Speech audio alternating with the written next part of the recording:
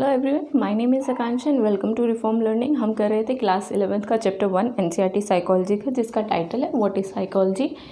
3 video already हम कर चुके हैं। आज ही हमारी 4th वीडियो है, जिसका जो टाइटल है वो है क्या, अंडरस्टैंडिंग माइंड एंड बिहेवियर। ठीक है, तो बात करते हैं माइंड की। तो मैंने ये बताया था कि जनरली टर्म में अगर हम इसको डिस्क्राइब करें तो माइंड को किससे रिलेट किया जाता है, हमारे थॉट्स और फीलिंग्स के साथ। ठीक है, और जो हमारी अर्ली साइकोलॉजी भी जो अपनी इनिशियल स्टेज पर थी, जो मैंने बताया था कि फर्स्ट डेफिनेशन जो थी साइकोलॉजी की, वो भी क्या बोलती थी, that psychology is a science that study mind and soul.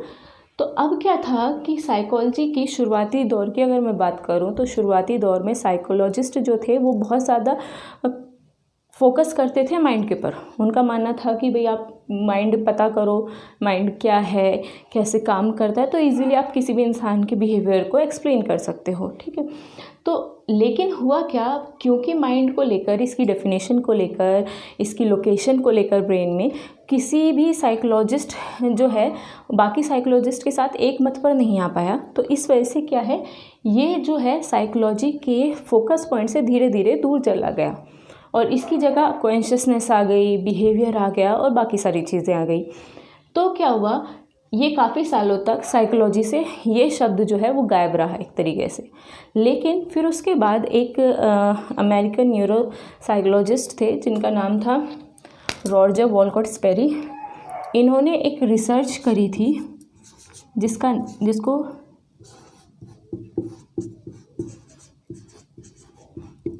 Split brain के नाम से जाना जाता है। जब इन्होंने ये रिसर्च करी तो दोबारा जो है साइकोलॉजिस्ट, न्यूरो साइंटिस्ट का ध्यान दोबारा माइंड पर फोकस हुआ। वो कैसे हुआ, असल में जो थे रॉजर वॉलकॉट स्पेरी जो थे वो विलियम जेम्स के विचार से बहुत ज़्यादा प्रभावित थे। विलियम जेम्स फंक्शनलिस्ट थे। अब फंक्शनलिस्ट कौन होते हैं ये हम अपने आगे की क्लासेस में पढ़ेंगे, अभी उतना डीप नहीं जाते हैं। तो क्या था कि विलियम जेम्स के विचार से बहुत ज़्यादा प्रभावित थे, और दूसरा ये बिहेवियर और कॉन्शियसनेस, इन 2 चीज़ों को लेकर भी बहुत ज़्यादा क्यूरियस थे। स्पेरी जो है वो जानना चाहते थे कि हमारे दिमाग का ऐसा कौन सा हिस्सा है जो बिहेवियर के लिए रिस्पॉन्सिबल है, और कॉन्शियसनेस जो है वो हमारे ब्रेन में कहाँ पाई जाती है। तो अगर मैं बात करूँ कॉन्शियसनेस, तो कॉन्शियसनेस क्या है, एक तरीके का मेंटल प्रोसेस है, और मेंटल प्रोसेस है दैट मीन्स वो किससे जुड़ा हुआ है, माइंड से जुड़ा हुआ है। अच्छा, जब उन्होंने इन सब चीज़ों के आंसर के लिए अपनी रिसर्च करनी शुरू करी तो उनकी जो रिसर्च स्प्लिट ब्रेन रिसर्च आई, ये क्या कहती थी, ये रिसर्च कहती थी कि हमारा ह्यूमन माइंड जो होता है वो होता है 2 हेमिस्फीयर में डिवाइड होता है। ठीक है, एक होता है राइट हेमिस्फीयर और दूसरा जो होता है वो होता है लेफ्ट हेमिस्फीयर। और यहाँ पे बहुत सारी नर्व्स का एक नेटवर्क होता है जिसको बोला जाता है कॉर्पस कलोजम। ठीक है, अगर कॉर्पस कलोजम को हटा दिया जाए तो ये दोनों ब्रेन जो हैं वो इंडिपेंडेंटली काम करते हैं, और कॉर्पस कलोजम जो है वो इनको जोड़े रखती है ताकि हमारी बॉडी जो है वो कोऑर्डिनेशन में काम कर सके। ठीक है, तो इन्होंने इस रिसर्च में ये पता लगाने की कोशिश करी कि भाई ब्रेन का कौन सा हिस्सा जो है वो हमारे बिहेवियर के लिए रिस्पॉन्सिबल है। जब वो ये रिसर्च कर रहे थे तब उन्होंने देखा कि भाई ब्रेन का चाहे राइट हेमिस्फीयर हो या लेफ्ट हेमिस्फीयर हो, दोनों ही बॉडी के अलग अलग बिहेवियर के लिए रिस्पॉन्सिबल होते हैं।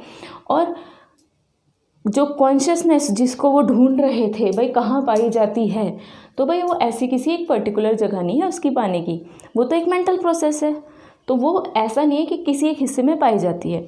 तो जब इनकी ये रिसर्च आई, काफ़ी फेमस हुई और काफ़ी सारी प्रॉब्लम्स के जो आंसर हैं वो इससे मिले, इसके लिए स्पेरी को जो है नोबेल प्राइज़ भी मिला। तो उनकी इस रिसर्च ने क्या करा, जो न्यूरो साइंटिस्ट हैं, न्यूरो साइकोलॉजिस्ट हैं और साइकोलॉजिस्ट, उन सब का ध्यान दोबारा से माइंड के ऊपर ला दिया।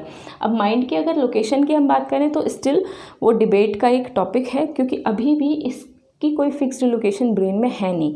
असल में क्या है कि माइंड जो है वो क्या है, न्यूरल एक्टिविटी है ब्रेन की, और ब्रेन क्या है, एक ऑर्गन है, ठीक है। तो अगर ब्रेन में आप किसी एक पर्टिकुलर हिस्से में आप सोचें कि भाई यहाँ पाया जाता है, माइंड यहाँ पाया जाता है, तो ऐसा कुछ नहीं है, माइंड कहीं नहीं पाया जाता, बल्कि ब्रेन में जितनी भी न्यूरल एक्टिविटी हो रही हैं, जितनी भी मेंटल प्रोसेस हो रही हैं, वो सब माइंड के अंडर हो रही हैं।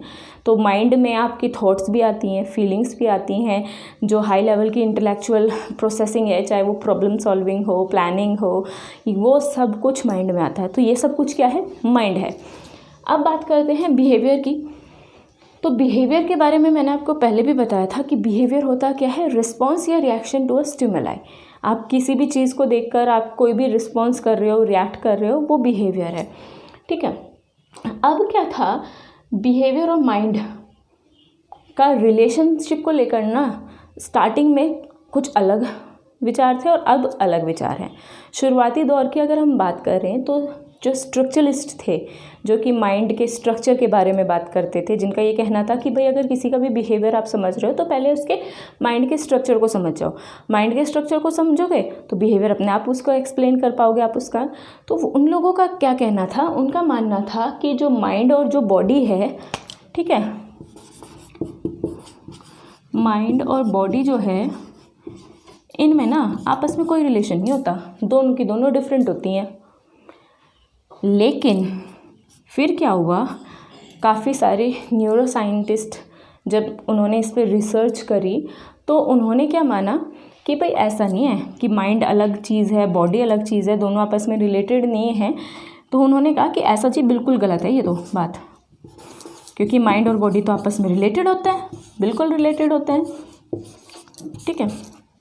अच्छा, बॉडी को यहाँ पे आप एक तरीके से बिहेवियर के जगह पे हम बॉडी मतलब बिहेवियर ही एक तरीके से हो गया, क्या बिहेवियर बॉडी के थ्रू ही तो आप अपना दिखाते हैं, ठीक है।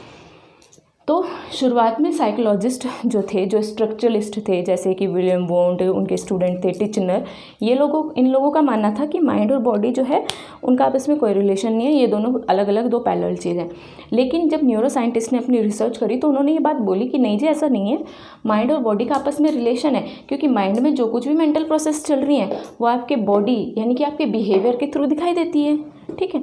तो इसीलिए जब वो बिहेवियर, मेंटल प्रोसेस जो कुछ भी आप कर रहे हो, जब वो आपके बिहेवियर में दिख रही है तो दैट मीन्स उन दोनों में आपस में रिलेशन हुआ कि नहीं, इंडिपेंडेंट कैसे हुए। जैसे कि एक एग्जांपल के तौर पर हम ले लीजिए, क्या है कि किसी बात पर पेरेंट्स से बहुत ज़्यादा डांट पड़ी, ठीक है, तो मूड ख़राब होगा तो वो आप किसी न किसी आपके बिहेवियर में वो दिखेगा। तो भाई पेरेंट्स से किसी बात पर डांट पड़ी, उस दिन आपने खाना नहीं खाया, तो वो आपके बिहेवियर से दिखा कि नहीं दिखा। तो ये क्या है, माइंड और बॉडी रिलेशन ही तो है। तो इससे ये बात साबित हुई कि भाई ये तो स्ट्रक्चरलिस्ट, उनकी बात ये ठीक नहीं थी, माइंड और बॉडी में रिलेशन होता है। इस बात को आगे चलकर एक और अमेरिकन फिजिशियन थे, डॉक्टर डीन ऑर्निश, ये अभी भी हैं, डीन ऑर्निश, इन्होंने फिर इस चीज़ को अपनी रिसर्च में प्रूफ भी करा। उन्होंने क्या करा, एक पेशेंट था उनका, अपने पेशेंट पर उन्होंने ये रिसर्च करी, उसकी क्या थी, आर्टरीज ब्लॉक थी। तो वो पेशेंट उनके पास आया, उन्होंने एग्जामिन करा, उन्हें पता चला भाई इसकी तो आर्टरीज ब्लॉक हैं।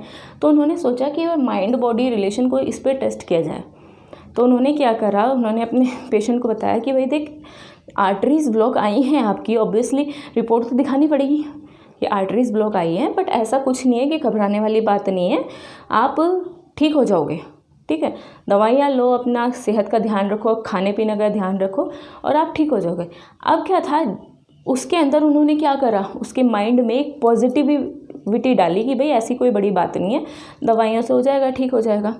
तो क्या होता, जब भी पेशेंट उनके पास आता, उनसे मिलता, वो यही बोलते कि भाई इम्प्रूव कर रहा है तू, बिल्कुल सुधार आ रहा है, इम्प्रूव हो रहा है। तो इससे क्या था, और उसके माइंड में पॉजिटिविटी आती चली गई। तो हुआ क्या कि ये चीज़ वो उसके साथ करते रहे, काफ़ी दिनों तक ये चीज़ें चलती रही और लिटरली फिर ऐसा हुआ कि उसकी हालत में सुधार आया।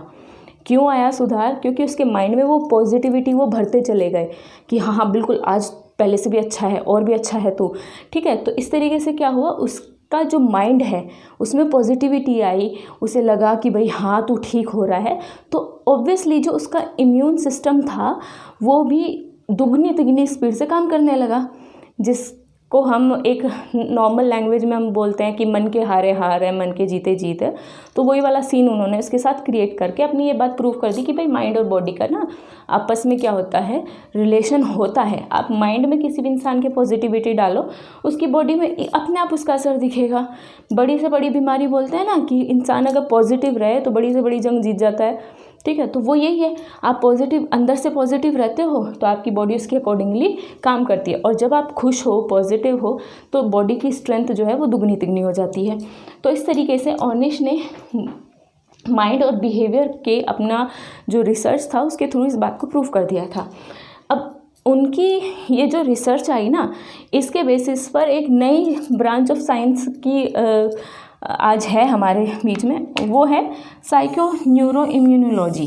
साइको न्यूरो इम्यूनोलॉजी ये ब्रांच जो है साइंस की, वो बात करती है कि भाई अगर आप साइकाइट्रिक मतलब साइकोलॉजिकली साइकाइट्रिक अगर आप किसी भी इंसान के दिमाग में पॉजिटिविटी डालते हो ना, तो डेफिनेटली उसकी इम्यूनोलॉजी पर उसका असर पड़ता है। तो आई होप आज का ये टॉपिक आपको पसंद आया होगा मे बी। सो मिलते हैं नेक्स्ट वीडियो में। Thank you.